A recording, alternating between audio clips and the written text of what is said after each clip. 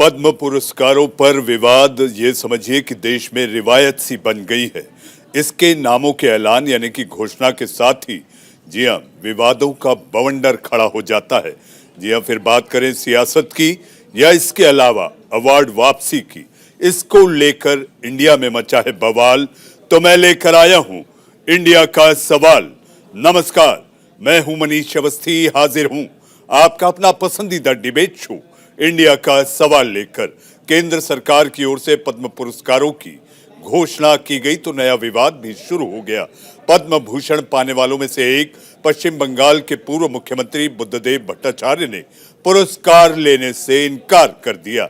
इनके अलावा बंगाल की मशहूर गायिका संध्या मुखर्जी उर्फ संध्या मुखोपाध्याय ने भी पद्मश्री लेने से मना कर दिया। यह विवाद यही नहीं थमा।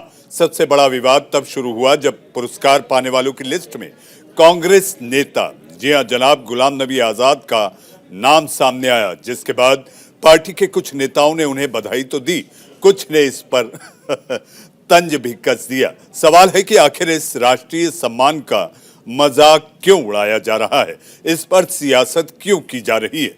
क्या यह सम्मान नए समीकरण का संकेत है या कुछ और? इन सब पर अपने मेहमानों से बात करें, उनकी राय लें और बहस करें। उससे पहले आप देखिए न्यूज इंडिया के इंडिया का सवाल कार्यक्रम की ये रिपोर्ट।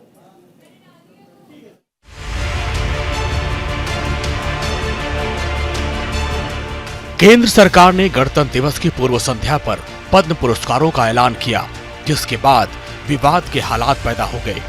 बुद्धदेव भट्टाचार्य, संध्या मुखर्जी के साथ साथ गुलाम नबी आजाद के पद्म सम्मान पर विवाद बढ़ गया। कांग्रेस के नेता जयराम रमेश ने अप्रत्यक्ष रूप से प्रतिक्रिया देते हुए आजाद को गुलाम बता दिया। बुद्धदेव भट्टाचार्य के फैसले पर प्रतिक्रिया देते हुए कांग्रेस नेता जयराम रमेश ने ट्वीट कर लिखा, उन्होंने सही कदम उठाया, वो आजाद रहना चाहते हैं, गुलाम नहीं। पद्म भूषण पाने वालों में एक पश्चिम बंगाल के पूर्व मुख्यमंत्री बुद्धदेव भट्टाचार्य ने पुरस्कार लेने से इनकार कर दिया। उनका कहना है कि इस बारे में उन्हें बताया ही नहीं गया था। इनके अलावा बंगाल की मशहूर गायिका संध्या मुखर्जी ने भी पद्मश्री लेने से इनकार कर दिया। मुझे उम्मीद है कि प्रधानमंत्री ने एक क्राइटेरिया बनाया पद्म भूषण का, और वो क्राइटेरिया, वो स्टैंडर्ड गुलाम नबी आज़ाद हैं। इस स्टैंडर्ड के मुताबिक मुझे पूरा भरोसा है कि अगर ईमानदारी के साथ पद्म भूषण भविष्य में दिया जाएगा तो कांग्रेस पार्टी के कम से कम 100 लोगों को पद्म भूषण दिया जा सकता है। इस क्राइटेरिया पे देखना होगा कि भविष्य में कितने लोगों को पद्म भूषण दिया जाता है जो कांग्रेस से ताल्लुक रखते हैं। कांग्रेस में विवाद बढ़ता देख कांग्रेस नेता कपिल सिब्बल भी सामने आ गए। उन्होंने गुलाम नबी आजाद को बधाई दी और अपनी पार्टी कांग्रेस पर निशाना साधा। हालांकि कुछ ऐसे कांग्रेस के नेता भी हैं जिन्होंने गुलाम नबी आजाद को इस अवार्ड के लिए बधाई दी। कांग्रेस नेता शशि थरूर ने भी गुलाम नबी आजाद को पद्म सम्मान मिलने का स्वागत अपने ही अंदाज में किया। साल 2008 के बाद पद्म पुरस्कार पाने वाले गुलाम नबी आजाद दूसरे कांग्रेसी नेता हैं। प्रधानमंत्री नरेंद्र मोदी से उनकी नजदीकी जग जाहिर है। प्रधानमंत्री संसद में खुलकर उनकी प्रशंसा कर चुके हैं। इतना ही नहीं, पिछले साल फरवरी में गुलाम नबी आजाद का राज्यसभा से जब कार्यकाल खत्म होने पर प्रधानमंत्री नरेंद्र मोदी उनके विदाई भाषण में भावुक हो गए। उस समय पीएम मोदी ने गुलाम नबी आजाद के संग बिताए पलों को याद किया। जम्मू कश्मीर के विधानसभा चुनाव से पहले गुलाम नबी आजाद को पद्म पुरस्कार और पीएम मोदी से उनकी नजदीकियां घाटी की सियासत में एक नए समीकरण का संकेत दे रही है। Bureau report, news India.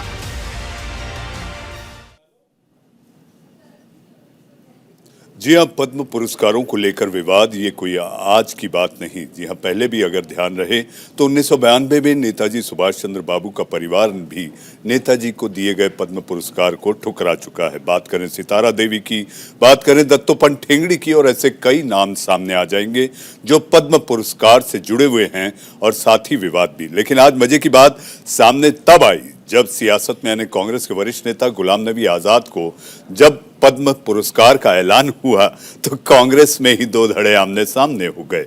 वो कैसे हुए? दिया किसी ने कहा आजादी से गुलामी बेहतर और किसी ने कहा कि गुलाम से आजाद होना बेहतर।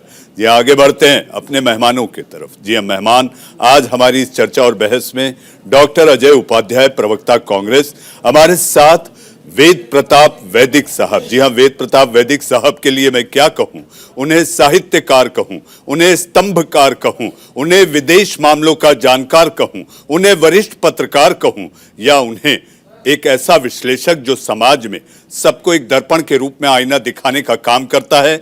ऐसे वयोवृद्ध, जी हाँ, 5 दशक से ज्यादा अपनी लेखनी से अपना लोहा मनवा चुके, बेबाकी के लिए जाने जाने वाले ऐसे वेद प्रताप वैदिक साहब, आपका बहुत बहुत स्वागत, इस्तकबाल और आज गणतंत्र दिवस की आपको खास तौर पर बधाई।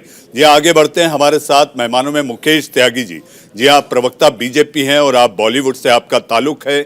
मुकेश त्यागी जी, आपका भी बहुत बहुत धन्यवाद, आप आए। डॉक्टर लक्ष्मण यादव, जी हाँ, आप प्रोफेसर हैं। डॉक्टर यादव, आपका भी स्वागत और आप सबको 73वें गणतंत्र दिवस की ढेरों शुभकामनाएं और बहुत बहुत बधाई।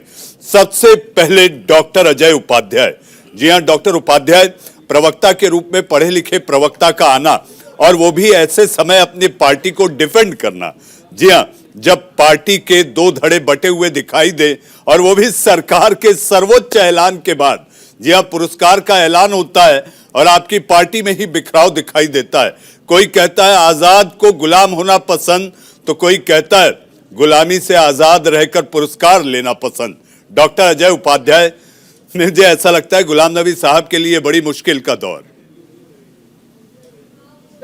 गुलाम नबी आजाद साहब के लिए कोई मुश्किल का दौर नहीं है, कांग्रेस के लिए कोई मुश्किल का दौर नहीं है, और ना ही मुझे लगता है कि इस तरह के पुरस्कार पर व्यक्तिगत अपनी राय हो सकती है किसी की। पार्टी का कोई इसमें कोई विवादास्पद कोई बात है, पार्टी ने कोई ऐसा बयान नहीं दिया है अधिकृत तौर पे। गुलाम नबी आजाद हमारे सीनियर नेता हैं, सर्वश्रेष्ठ उनका राजनीतिक जीवन एक रहा है। उस जीवन के को ध्यान में रखकर यदि सरकार ने कोई फैसला किया है तो उस पर पार्टी कहीं भी कोई भी आपत्ति नहीं दर्ज करा रही है, बल्कि हम सब उनको बधाई देते हैं। और मुझे लगता है कि उनको और अग्रणीय पुरस्कार जितने भी भारत में देश के हैं वो मिलना चाहिए भविष्य में। जहाँ तक बात है, एक जो आपने पूरे ये जो स्टोरी दिखाई है, और मनीष अवस्थी जी चूंकि खुद ही आप बहुत विद्वान पत्रकार हैं और आप तो एक एक चीजों का विश्लेषण करते हैं, तो इस पुरस्कार के पीछे की यदि कोई पॉलिटिक्स है तो मुझे लगता है कि किसी के लिए भी, किसी भी सरकार के लिए, मैं कहता हूं पिछली सरकारों ने भी यदि कुछ किया हो तो उसके लिए भी, और आने वाले भविष्य में भी कोई सरकार ऐसी करे तो वो भी ठीक नहीं है, क्योंकि ये पुरस्कार भारत के कहीं ना कहीं सम्मान से जुड़ा हुआ है। और कई बार ऐसी मैंने उसमें आई है चीजें, परिस्थितियां ऐसी बनी हैं, चाहे वो बुद्धादेव भट्टाचार्य साहब ने यदि उसको पुरस्कार को वापस किया हो, या पहले भी जिसको इन लोगों ने गैंग का नाम दिया, जो नफरती गैंग इस देश में चल रहे हैं, वो कहे कि ये पुरस्कार वापसी गैंग है।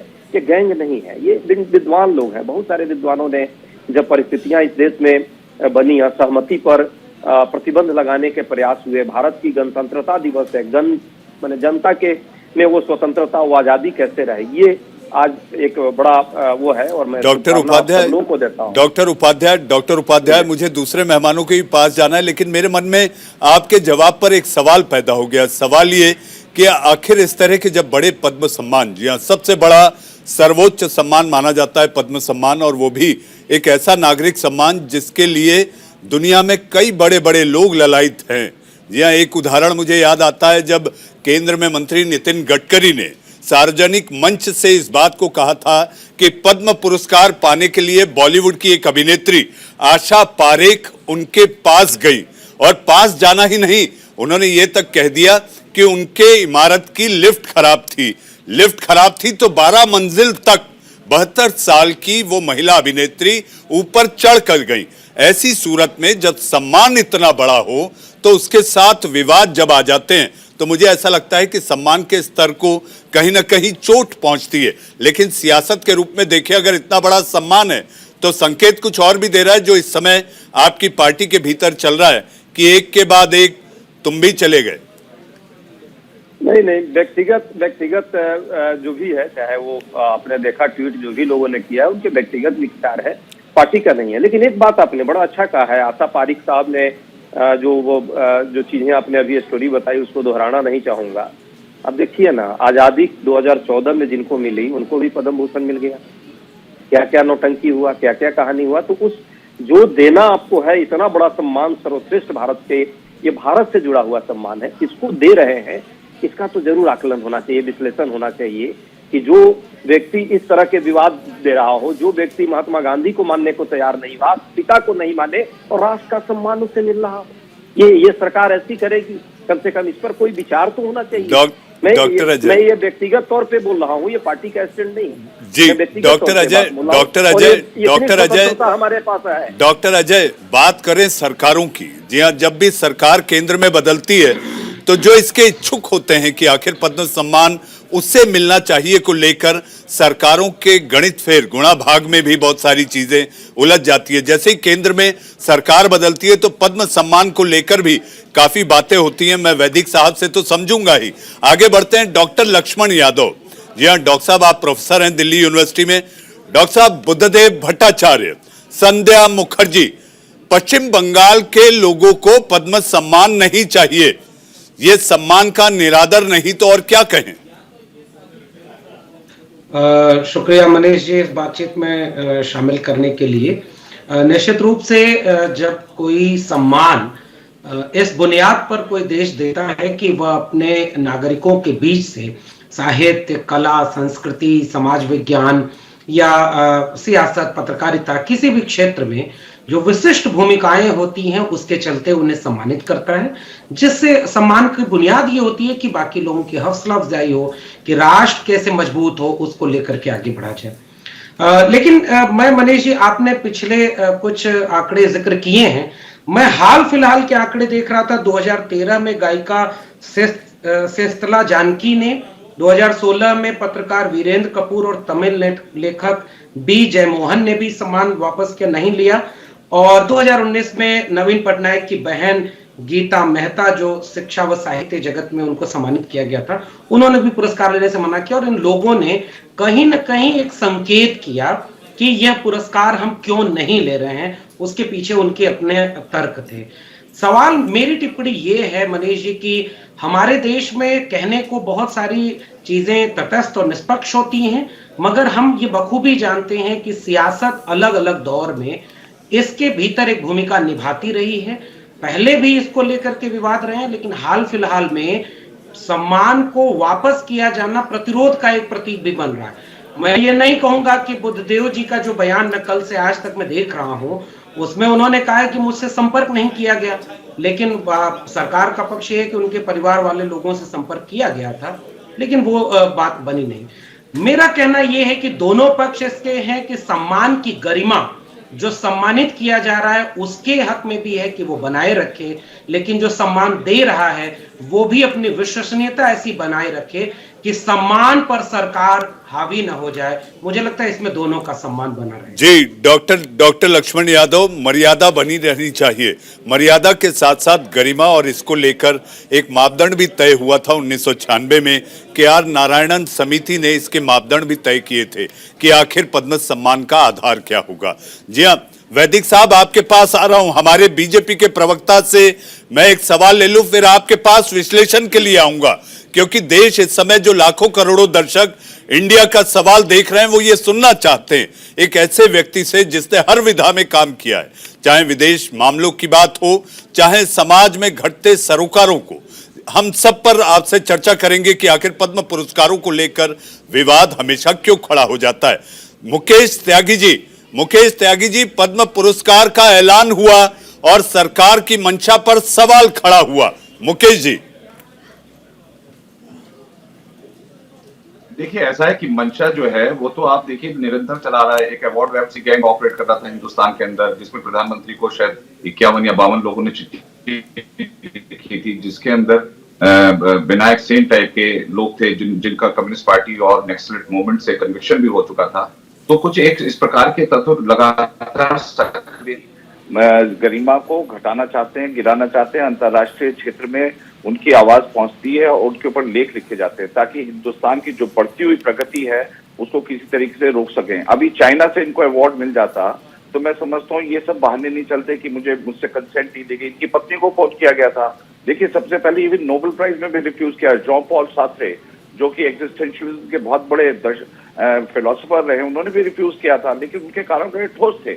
लेकिन यहाँ पर तो मैं समझ नहीं आया, बुद्धदेव भट्टाचार्य जो इतने वरिष्ठ मार्ग के सीपीआईएम के लीडर हैं, उनको एक बहुत बड़ा सम्मान दिया जा रहा है। 2002 से लेकर के 2011 तक के मुख्यमंत्री रहे हैं, आखिरी प्रहरी रहे सीपीएम के। उसके बाद तो सीपीएम का वहां पे बिल्कुल सुपड़ा ही साफ हो गया। तो मैं समझ रहा हूँ कि ये बहुत ही बचकाना उन्होंने कोई बहुत सीरियस वो पॉलिटिशियन है अगर कहते कि भाई ठीक है मैं सम्मान ले रहा हूँ, ये देश की गरिमा का प्रश्न है, यहाँ पर कोई राजनीति या इस प्रकार की कोई बात नहीं होनी चाहिए। इससे हमारे देश के ऊपर उपहास बनता है कि देखिए बुद्धदेव भट्टाचार्य जैसे गंभीर व्यक्ति जो है रिफ्यूज कर रहे हैं। अरे भाई, आपको सम्मान दे रहे हैं, आप सम्मान ले लीजिए। अगर आपको कुछ कहना है तो आप बोल दीजिए, आपकी आप ही व्यक्ति की वो आजादी है आपको। तो ऐसे तो बहुत सारे परिणाम हैं जो कि मोटिवेटेड है, पॉलिटिकली मोटिवेटेड है। कुछ लोगों ने 1984 के सरदार मुकेश जी आप सही कह रहे हैं, मुकेश जी आप सही कह रहे हैं, पॉलिटिकली मोटिवेटेड है। कई लोग तो ये भी कह देते हैं कि पद्म पुरस्कार भी पॉलिटिकली इंस्पायर्ड लोगों को ही मिलता है। नहीं तो हम क्यों देंगे बुद्धदेव भट्टाचार्य जी को? मनीष जी आप ये बताइए, हमने गुलाम नबी आजाद को दिया, तो हम लोग अगर पॉलिटिकली मोटिवेटेड होते तो सीपीएम के लोगों को हम क्यों रिकॉग्नाइज करते? तो हम तो सम्मान दे रहे हैं। बिल्कुल एक तरीके से देखा जाए तो बिल्कुल न्यूट्रल प्लेटफॉर्म है। और इसकी जो प्रक्रिया होती है, आप तो जानती हैं मनीष जी, आप बहुत वरिष्ठ पत्रकार हैं, इसकी बहुत जटिल प्रक्रिया है। कोई ऐसे नहीं किसी को भी उठा करके दे दिया। उसके अंदर तमाम प्रकार के पैरामीटर्स हैं। उसके अंदर कैबिनेट सेक्रेटरी है, 4-5 सिटीजन होते हैं। 1954 में अवार्ड किया गया और ऐसे ये लगातार कंट्रोवर्सी चलती रहती है। मुकेश जी प्रक्रिया की बात करें तो मुझे स्मरण आता है मुकेश जी मुझे स्मरण आता है कि पहले की सरकारों में एक प्रदेश सरकार या प्रभावी केंद्रीय मंत्री अगर किसी की अपने लेटर हेड पर सिफारिश कर देता था तो पद्म पुरस्कार मिल जाता था। लेकिन इस समय सरकार ये कह रही है कि प्रधानमंत्री मोदी के आने के बाद ये प्रक्रिया जो थी सिफारिश वाली, ये थोड़ी आसान कर दी गई और लोकाभिमुख कर दी गई। आम आदमी भी खुद को पद्म सम्मान के लिए नॉमिनेट कर सकता है। जी हाँ मुकेश जी, मैं आऊंगा आपके पास। हमारे साथ वेद प्रताप वैदिक साहब।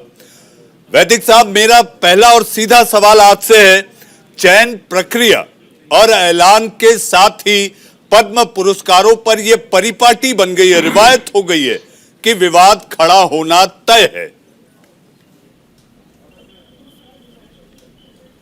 मुझे बड़ी खुशी है कि मुझसे आपने बहुत बुनियादी सवाल पूछा, एक बुनियादी प्रश्न उठाया। ये जितने भी सरकारी पुरस्कार होते हैं, सम्मान होते हैं, मेरा सबसे पहला सवाल ये है कि पुरस्कार देने वाला होता कौन है, कौन पुरस्कार देता है। इससे पुरस्कार की प्रतिष्ठा बनती है। अभी एक भाई ने कहा कि सरकारी अफसर होते हैं, कैबिनेट सेक्रेटरी, ये सारे लोग होते हैं नौकरशाह। आप बताइए, नौकरशाह तय करेंगे कि देश में बढ़िया नेता कौन है, बढ़िया साहित्यकार कौन है, बढ़िया पत्रकार कौन है, बढ़िया समाजसेवी कौन है। अब देखिए, जो बढ़िया पुरस्कार होते हैं, जो जिनसे कि सचमुच लोग सम्मानित अनुभव करते हैं, उन पुरस्कारों को देने वालों की समिति के नाम देखिए आप। उत्कृष्ट कोटि के लोग होते हैं और उन पर इस तरह के विवाद नहीं होते हैं जैसे इन पद्म पुरस्कारों पर होते हैं। ज्ञानपीठ पर आपने कोई विवाद सुना? मैं तो ये कहता हूँ कि नोबेल प्राइज़ भी बड़ा विवादास्पद है। उसमें राजनीतिक सोच होता है, विदेश नीति का सोच होता है, अपने फ़ायदे का सोच होता है, मित्र और दुश्मन का सोच होता है। उसकी भी कोई कीमत नहीं है। जॉन पॉल सार्त्रे ने क्यों मना किया था? जॉन पॉल सार्त्रे से मेरी खुद बात हुई है पेरिस में, जब मैं पढ़ता था उन दिनों पेरिस गया था मैं। उनके लिए, जॉन पॉल सार्त्रे के लिए नोबेल प्राइज़ की क्या कीमत है? ऐसे हमारे जो पद्म पुरस्कार हैं, मुझे तो लगता नहीं है कि ये कोई इतना बड़ा सम्मान है कि जिसको लेने से कोई बहुत सम्मानित हो जाता हो और जिसको मना करने से और ज़्यादा सम्मानित होता हो या बनता हो। इसमें तो राजनीति भी है, नौकरशाही भी है और पुरस्कारों की एक जो प्रतिष्ठा होनी चाहिए वो नहीं है। 125 लोगों को पुरस्कार मिला है, पता ही नहीं। मुझे तो पिछले 50-55 साल का अनुभव ये है कि जब भी पुरस्कारों का समय आता है दुनिया भर के लोग अपने बायोडाटा लिए सब मंत्रियों के यहाँ, सांसदों के यहाँ घूमते हैं। मेरे यहाँ भी लाइन लगी रहती है कि हमको पुरस्कार दिलवा दीजिए, हमको पुरस्कार। मैं उनसे कहता हूँ कि कागज़ के टुकड़े को लेके आप करेंगे क्या? पुरस्कारों की कोई कीमत नहीं है। भारत रत्न की भी क्या कीमत है? कैसे कैसे लोगों को भारत रत्न मिला है। खुद प्रधानमंत्री लोग अपने आप भारत रत्न ले लेते हैं। पहला भारत रत्न कैसे लिया गया? सब ऐसे ही लिए जाते हैं। यानी मेरे समझ में नहीं आता है कि ये पुरस्कार अच्छी बात है, देने से प्रोत्साहित होते हैं लोग, और कई लोगों को मिला है, बहुत अच्छी बात है। हमारे मित्र निखिल चक्रवर्ती जो मेन स्ट्रीम अखबार निकालते थे, उनकी पत्नी भी सांसद थी बंगाल से, उन्होंने मना कर दिया, हम नहीं लेंगे। मैं पत्रकार हूँ, मैं अगर ये सरकारी पुरस्कार लूँगा तो जो मुझे आलोचना करना है या जो मुझे प्रशंसा करना है उस पर भी शक व शुबा पैदा हो जाएगा, आदमी की निष्पक्षता प्रभावित होती है। इसलिए मैं समझता हूँ कि पुरस्कार दाताओं का सबसे पहले उचित चयन होना चाहिए, एक। और दूसरा, जिनको भी पुरस्कार दिया जाता है, बुद्धदेव जी ने पुरस्कार के लिए मना किया तो उनकी क्या शिकायत थी कि मुझसे पूछा नहीं गया। आपसे पूछ लेते तो क्या होता? अरे भाई, आप इसीलिए पुरस्कार के लिए मना कर रहे हैं कि भाजपा सरकार आपको दे रही है पुरस्कार। आपको लगता है कि अगर भाजपा सरकार से पुरस्कार ले लिया तो पूरे बंगाल में बदनाम हो जाएंगे। ये सोच बहुत छोटा सोच है। और गुलाम नबी आज़ाद तो काफ़ी काबिल व्यक्ति हैं, उनको व्यक्तिगत तौर से मैं जानता हूँ। उन्होंने पुरस्कार को स्वीकार किया है, अच्छी बात है, लेकिन इन पुरस्कारों को सम्मानीय बनाया जाना चाहिए और उसके लिए उनकी जो जूरी हो, जो निर्णायक मंडल हो, उसकी अपनी प्रतिष्ठा होनी चाहिए। यहाँ तो अज्ञात है, पता ही नहीं है कि कौन निर्णायक है। इसलिए मैं समझता हूँ कि पुरस्कारों के बारे में भारत सरकार को एक उत्तम नीति बनाना चाहिए और इसको राजनीति के दलदल में नहीं फंसाना चाहिए। ये अच्छी बात नहीं है। कई लोग अद्भुत काम करते हैं, उनको जाके और खुशामद करने की ज़रूरत नहीं है। अगर आपको पुरस्कारों के लिए नेताओं की खुशामद करना पड़े, मंत्रियों की खुशामद करना पड़े, तो इन मंत्रियों की, नेताओं की और इन सब बड़े बड़े पदाधिकारियों की कीमत क्या है? जब तक वो पद पर हैं तब तक बड़े आदमी हैं, पद से उतरे तो वो किसी काम के नहीं रहते। आप उनका फ़ोटो दिखाएंगे बाद में तो उनमें से कई लोग जेल चले जाते हैं, कई लोग सजाएं पाते हैं, कई लोग बदनाम होते हैं, कई लोग मुँह काला हो जाता है। उनके हाथ से आप पुरस्कार ले रहे हैं, वो आपके निर्णायक हैं, वो तय करते हैं कि पुरस्कार किसको दिया जाए और किसको नहीं दिया जाए। मैं समझता हूँ कि पुरस्कार की पद्धति बदलना चाहिए पूरी। पुरस्कार देना अच्छी बात है, सम्मान देना अच्छी बात है, लेकिन योग्य लोगों को दिया जाए और योग्य लोगों द्वारा दिया जाए, ये बेहद ज़रूरी है। जी, योग्यता बड़ा पैमाना होना चाहिए डॉक्टर वैदिक, आपने कहा, लेकिन योग्यता और उसके चयन के आधार को लेकर 1996 में तब के उपराष्ट्रपति के.आर. नारायणन की अध्यक्षता में एक समिति बनी, कड़े नियम भी बने। मैं डॉक्टर वैदिक आपके पास आता हूं जल्दी से। डॉक्टर अजय उपाध्याय, डॉक्टर अजय जी, हाँ, वैदिक साहब को आपने सुना, मुझे ऐसा लगता है कि इस पैनल में आज इस पैनल की गरिमा बढ़ गई डॉक्टर वैदिक के विचार, क्योंकि डॉक्टर वैदिक के साहित्यिक स्वरूप, उनकी लेखनी, उनके स्तंभ को हम लगातार पढ़ते आए हैं, पीढ़ियों से पढ़ते आए हैं।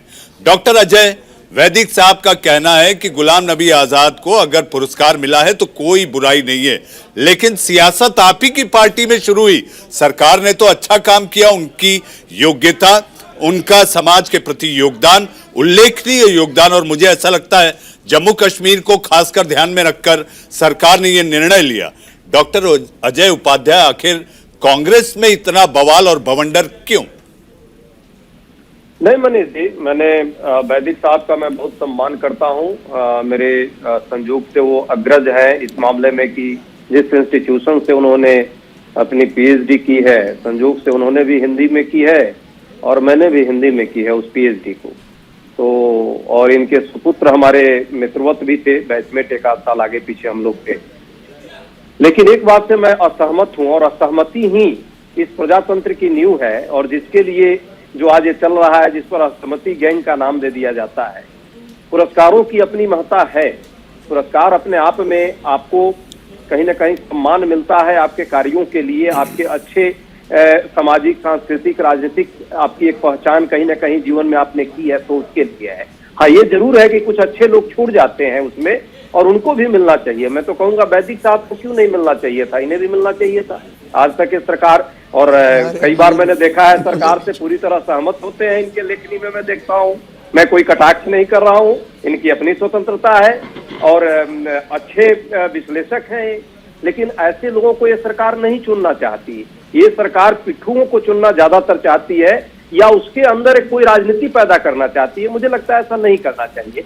ठीक है, कुछ अनुभवी लोगों को दी भी है सरकार, 125 लोगों में मैं नहीं कहूंगा कि सब वैसे ही लोग हैं, और जिन लोगों को मिला है ये भी बात सच है जो वैदिक साहब ने कहा कि यदि एक बार पूछ लिया जाता तो ऐसा कौन सा पहाड़ गिर जाता। वो पूछ लेने से शायद उनका सम्मान और बढ़ जाता। और जहां तक बात है, ये भाजपा का मैं नहीं मानता और कांग्रेस का ये पुरस्कार नहीं है, भारत सरकार के द्वारा प्रदत्त पुरस्कार है और उसमें मुझे भी लगता है कि ऐसी कोई राजनीति नहीं होनी चाहिए। लेकिन जो भारत सरकार के इस पुरस्कार को देने वाले लोग हैं, जिसमें भारत की गरिमा का ख्याल रखा जाना चाहिए, और जिस तरह से मैं नाम भी उचित नहीं समझता कि उस अभिनेत्री का लूं जो गोडसे की पूजा करने की बात करती हो और गांधी को गाली देती हो, और वैसे लोगों को ये सरकार जो है पुरस्कार देकर के सम्मानित करती हो। मैं वैसे लोगों का नाम नहीं लूंगा, चाहे वो सांसद भोपाल की हैं जिन्होंने गोडसे की पूजा की बात की और गांधी को गाली दी। ये देश गांधी का है और ये पुरस्कार राष्ट्र के नाम से दी जाती है, राष्ट्र के सम्मान में दी जाती है। राष्ट्रपिता का जो सम्मान नहीं करता है उसको भी भाजपा पुरस्कार देती है और उसके बाद में राजनीति करती है। मुझे लगता है इन चीजों में राजनीति नहीं होनी चाहिए। राजनीति नहीं होनी चाहिए डॉक्टर उपाध्याय, और इसीलिए इंडिया का सवाल है और आप जैसे प्रबुद्ध जनों के साथ हम इस पर चर्चा और बहस कर रहे हैं। डॉक्टर लक्ष्मण उपाध्याय, डॉक्टर वैदिक को मैं सुन रहा था, डॉक्टर वैदिक के मुताबिक बुद्धदेव भट्टाचार्य जी अगर पुरस्कार ले लेते तो आखिर उसमें बुराई क्या है? जी अच्छा, आपने अजय जी का उपाध्याय मेरे साथ जोड़ दिया, खैर कोई बात नहीं, ये सामान्य सी बात है। मैं एक दो छोटी छोटी बातें कहूंगा। मनीष जी, बड़ी अच्छी बात हो रही थी अभी, वेद प्रताप जी ने जो बात कही है कि पुरस्कार कौन दे रहा है, इससे भी बहुत कुछ तय होता है और किसको दिया जा रहा है इसका चयन भी बहुत कुछ कहता है। मैंने पिछली टिप्पणी में भी ये बात कही थी कि राष्ट्र पुरस्कार देता है तो प्रोत्साहन के लिए देता है, सम्मान के लिए देता है, लेकिन सच बात ये है कि इसके पीछे भी सियासत काम करती है। और आपने भी अपनी टिप्पणी में कहा कि कोई भी पुरस्कार इससे बाकी नहीं है। अभी मैं जानता हूं वेद प्रताप वैदिक जी हिंदी से जुड़े हुए हैं और मैं खुद दिल्ली विश्वविद्यालय में हिंदी पढ़ाता हूं। मुझे दो दोहे याद आ रहे हैं भक्ति आंदोलन के, मैं प्रसंगवश उसका यहाँ पर जिक्र कर रहा हूं। पहला, राम के नाम का सबसे बड़ा लेने वाला कवि तुलसीदास, उसने एक शानदार बात लिखी है कि हम चाकर रघुबीर के पट्यो लिखो दरबार, तुलसी अब का होएंगे नर के मनसबदार। तो ये जो एक बात थी कि हम तो उसके हो गए, अब किसी इंसान की क्या मनसबदारी करेंगे। और दूसरा दोहा उसी भक्ति आंदोलन का है, संतन को कहां सीकरी सो काम, आवत जात पनहिया टूटी बिसर गयो हरि नाम, और जाको मुख देखत दुख उपजय ताको कर परिप्रणाम। अब ये मैं क्यों प्रसंग इस्तेमाल कर रहा हूं, मुझे लगता है सियासत का, सम्मानों का जो स्तर गिरता जा रहा है। मनीष जी, हमारी सियासत की भाषा का भी स्तर गिरता जा रहा है। हमने सम्मान को वापस करने के प्रतिरोध को गैंग भी बना दिया, अवार्ड वापसी गैंग। असहमतियों को हमने देश विरोधी करार दिया। यह सब कुछ में जो पतन हो रहा है ना, वो भरोसे को डिगाता है। सियासत की सबसे बड़ी जिम्मेदारी है कि वो आम आवाम के भीतर एक भरोसा कायम रखे कि आप किसी को सम्मानित करें तो उसे यह शंका न होने लगे कि कहीं हमारी वैचारिक प्रतिरोध की परंपरा में कोई कमी तो नहीं रह गई कि हमारा विरोधी हमें सम्मानित कर रहा है, या वह अपने विचारों को कहीं उनके पक्ष में तो खड़ा करके सम्मान अर्जित तो नहीं कर रहा है।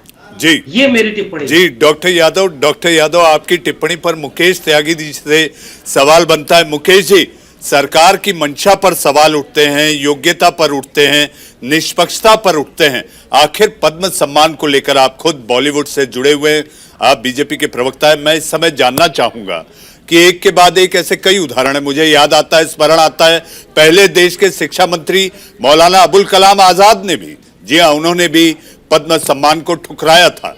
आखिर पद्म सम्मान की गरिमा, हालांकि आपकी सरकार ये दावा करती है और लोग भी कहते हैं कि इसके नियमों को शिथिल किया गया, आसान किया गया, जी हाँ, पिछले के पिछले साल जो मेरी जानकारी है लगभग 50,000 आवेदन आए थे पद्म सम्मान के लिए, लेकिन तब भी उंगली उठना नहीं थम रहा। मनीष जी, प्रोफेसर वैदिक जो मेरे सीनियर भी हैं जेएनयू से, मैं उनका बहुत सम्मान करता हूं। मैं समझता हूं जो उन्होंने रिकमेंडेशंस दी हैं बहुत सटीक दी हैं। ये बिल्कुल नॉन पॉलिटिकल अवार्ड होना चाहिए, इसमें किसी भी प्रकार की राजनीति नहीं होनी चाहिए। और जैसे उन्होंने कहा, जो व्यक्ति ने इतनी उपलब्धियां कर ली उसको शायद अवार्ड से उसको रिकग्नाइज करना एक बहुत सिंबॉलिक है, और ना कि उसकी कोई बहुत बड़ी पहचान बन जाएगी कि भाई इसको पद्मश्री। लेकिन प्रोफेसर नामवर सिंह जो कि वामपंथी थे, उन्होंने ये कहा था कि जब मुनव्वर राणा ने शायद अपना अवार्ड वापस दिया, कहा कि भाई बहुत से अवार्ड इसलिए भी वापस करते हैं कि बहुत दिनों से सुर्खियों में नहीं है, तो इससे इस प्रकार से एक विवाद भी खड़ा हो जाता है। तो ये उनका एक व्यंग था या तंज था, जो भी था। तो काफी कुछ मोटिवेशन हैं इसमें। ये अगर आप देखिए संविधान में विश्वास करते हैं तो आप उसके चयन प्रक्रिया को आप चैलेंज करिए कि चयन प्रक्रिया ठीक नहीं है। लेकिन जब अवार्ड देते हैं उस समय आप अवार्ड रिफ्यूज करने का मतलब यह है कि आप चर्चाओं में आना चाहते हैं, आप आप बिल्कुल बनवास में चले गए, फिर से आप आना चाहते हैं सुर्खियों में। तो अगर मोटिवेशन ऐसे, देखिए बुद्धदेव भट्टाचार्य ऐसे इन्होंने communist party of India Marxist के पॉलिट ब्यूरो में ज्योति बसु को भी प्राइम मिनिस्टर बनाने का मौका मिला था उनको, लेकिन बाद में या सीताराम येचुरी ने खुद कहा कि हिस्टोरिकल ब्लंडर हुआ हमसे। तो ये जो अगर देखिए लेफ्ट फ्रंट से नहीं आई इस प्रकार का स्टेटमेंट, तो मैं समझता हूं मैं उसको सीरियसली लूंगा। लेकिन बुद्धदेव भट्टाचार्य नहीं चाहते बीजेपी को किसी किस्म का रिकग्निशन मिले, और फिर ये बचकाना देना कि साहब मुझे फोन नहीं किया, उनकी पत्नी को भी फोन किया गया था। आपको संविधान में आस्था रखिए, आप आइए, पुरस्कार एक्सेप्ट करिए, बाद में जो कुछ कहना आप कहते रहिए। चयन प्रक्रिया पे आपको टीका टिप्पणी करनी है आप करिए, लेकिन आप देश की गरिमा को या संविधान की गरिमा को तो नीचे गिराइए। ये जो अवार्ड वापसी गैंग का जो प्रथा चली है, मैं समझता हूँ उससे मैं बहुत, गांधी परिवार ने क्या भारत रत्न नहीं दी अपने परिवार को? तो ये कहना कि साहब मतलब राजनीति से प्रेरित हो गया है, ये उससे प्रेरित हो गया। देखिए राजनीति थोड़ी बहुत हर जगह होती है, लेकिन एक व्यापक गरिमा होती है किसी भी उसकी, तो उसका मैं समझता हूँ कि मुकेश जी आपने राजनीति का जिक्र किया, मुझे पूरा विश्वास है आप पार्टी को डिफेंड करने बैठे हैं, आप प्रवक्ता हैं।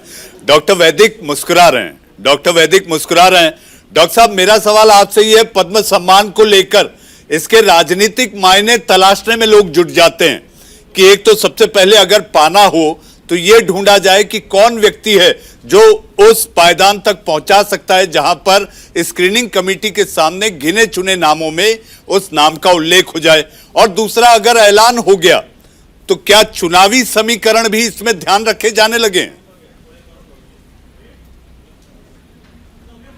जी आप बिल्कुल ठीक कह रहे हैं। इसमें जब नेता कोई भी काम करता है तो वो सारे समीकरणों पर ध्यान देता है। इस पर ध्यान नहीं है कि सुयोग्य व्यक्ति को पुरस्कार मिले। तो पहले तो मैंने ये कहा था कि पुरस्कार दाताओं का चयन बहुत बुद्धिमत्तापूर्वक होना चाहिए, निष्पक्षतापूर्वक होना चाहिए, नंबर एक। दूसरी बात ये है, जैसे आपने कहा कि 50,000 अर्जियाँ आई, मेरे पास भी 200-400 लोग पूरे देश भर से हर साल इकट्ठे हो जाते हैं कि हमको पुरस्कार दिलाइए, हमको पुरस्कार दिलाइए। अरे भाई, जो मांग के पुरस्कार ले रहा है वो क्या पुरस्कार की योग्य मानते हैं आप उसको? कोई मांग के सम्मान लिया जाता है? सम्मान तो वो है कि जो पीछे पड़ के आपको दिया जाता है। कितने लोग हैं इस समय देश में जिनके पीछे पड़ के सम्मान दिया जाता है, जिनको मनाना पड़ता है कि भाई आपको सम्मान लेने आना पड़ेगा। मुझे दर्जनों सम्मानों की घोषणा हुई, मैं पूरी कोशिश करता हूँ कि सम्मान लेने न जाऊँ, ताकि लोगों को ये पता रहे कि सम्मान पाने की इच्छा ही नहीं है, हमको देना है दे दीजिए, आप उससे सम्मानित हो रहे हो तो बहुत अच्छी बात है। तो मेरा कहना ये है कि ये पद्म सम्मान इतने सस्ते हो गए हैं कि हज़ारों लाखों की भीड़ लगी रहती है इनको लेने के लिए। और मुझे तो बहुत, मैं कहना नहीं चाह रहा था ये बात, लेकिन अब आपने पूछा है तो बता देता हूँ मैं। लोग 10-10, 20-20 लाख रुपए मामूली पुरस्कारों के लिए देने के लिए तैयार होते हैं। 1-1 करोड़ रुपया लोग देने के लिए तैयार होते हैं कि हमको पद्म विभूषण आप दिलवा दीजिए। आप जिस नेता को कहेंगे उसको दे देंगे, जिस पार्टी में कहेंगे वहाँ जमा कर देंगे, जिस फंड में कहेंगे आप दे देंगे। तो ये कोई पुरस्कार हुए? ये तो मजाक हुई है। तो मेरा निवेदन ये है कि किसी भी अप्लाई करने वाले को, अर्जी भेजने वाले को पुरस्कार बिल्कुल ना दिया जाए। पुरस्कार उनको दिया जाए जिनको योग्य लोगों की समिति खुद पुरस्कार के योग्य समझे। जी, डॉक्टर वेद प्रताप वैदिक, मानता हूं। डॉक्टर वेद प्रताप वैदिक, डॉक्टर अजय उपाध्याय, डॉक्टर लक्ष्मण यादव, मुकेश त्यागी जी। जी हाँ, आज ये अजीब इत्तेफाक रहा डॉक्टर वैदिक कि इस पैनल पर मौजूद 3 दूसरे पैनलिस्ट तीनों आपके विद्यार्थी रहे हों। जी हाँ, डॉक्टर वैदिक, डॉक्टर अजय उपाध्याय, डॉक्टर लक्ष्मण यादव, मुकेश त्यागी। जी हाँ, आप इंडिया का सवाल कार्यक्रम में आए, आप सबका बहुत बहुत धन्यवाद। लेकिन जाते जाते मैं इतना कहना चाहूंगा, ये ध्यान रहे कि पुरस्कार के ऐलान के बाद इसकी निष्पक्षता और निष्पक्षता के साथ साथ जरूरी ये रहे कि इसकी वरीयता का हो रही अनदेखी का ध्यान रखा जाए और इसकी गरिमा को बरकरार रखा जाए। इंडिया का सवाल में आज के लिए बस इतना ही। अब वक्त है एक छोटे से ब्रेक का। ब्रेक के उस पार खबरों के सिलसिले को आगे बढ़ाएंगे मेरे सहयोगी अंजनी, छोटे से ब्रेक के बाद।